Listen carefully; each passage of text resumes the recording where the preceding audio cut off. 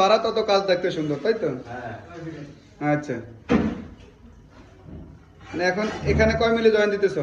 এখানে আমার 2 মিলি জয়েন আছে। 2 মিলি জয়েন নাকি? হ্যাঁ, 2 থেকে 3 মিলি জয়েন। জয়েন গুলো কিরকম লাগতেছে? আর এই যে জয়েন আমরা কি ব্যবহার করবো জানি?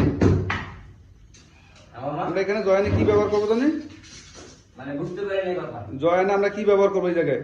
জয়েনে আমরা মাডাম ক্লিপ আছে, তারপরে না, স্পেস আছে। জয়েন এটা হওয়ার পরে মাটান ক্লিপ গুলো খুলে ফেলবো, তারপরে কি ব্যবহার করবা? তারপরে এখানে আমরা চায়না ইপক্সি ব্যবহার করব, যেটা হচ্ছে আমরা পুটিং আগে সবসময় করতাম পুটিং।